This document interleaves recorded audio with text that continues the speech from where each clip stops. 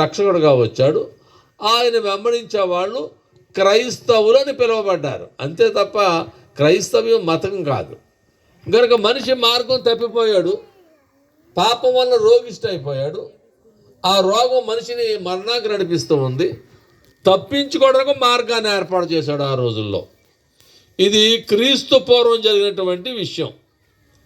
యాక్చువల్గా మనకి ఇది యోహాను సువార్త 5వ అధ్యాయంలో ఉంది. కానీ ఈ మందిరాన్ని లేకపోతే ఈ కోనేరుని కట్టినటువంటి వాడు హిజ్కియా రాజు.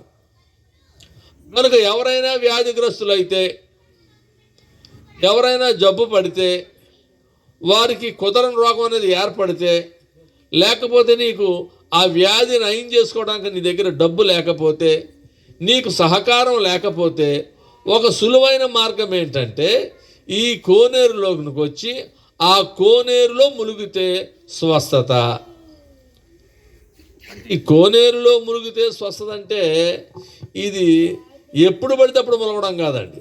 దీనికి ఒక క్రమం ఉంది. ఆయా సమయాల్లో అప్పుడప్పుడు శివరాత్రిలోనే వస్తుందో, అమావాస్యను వస్తుందో, లేకపోతే పౌర్ణమి నాడు వస్తుందో, ఎప్పుడు వస్తుందో దేవతతో తెలియదు. కానీ దేవతతో వస్తుంది. దాని టైం చెప్పి రాదు, సమయం చెప్పి రాదు. వచ్చి ఆ నీటిని కదుపుద్ది. ఆ కదిపినప్పుడు ఏ వ్యక్తి అయితే అలర్ట్గా ఉండి అందులో పడతాడో వాడు ఎట్టి వ్యాధి గలవాడైనా, అది ఎయిడ్స్ కావచ్చు, క్యాన్సర్ కావచ్చు, ఎంత కుష్టి వ్యాధి కావచ్చు, ఎంత భయంకరమైన వ్యాధి అయినా అందులో వాడు పడిన వెంటనే వాడు స్వస్థత పొందే విధానాన్ని దేవుడు ఏర్పాటు చేశాడు.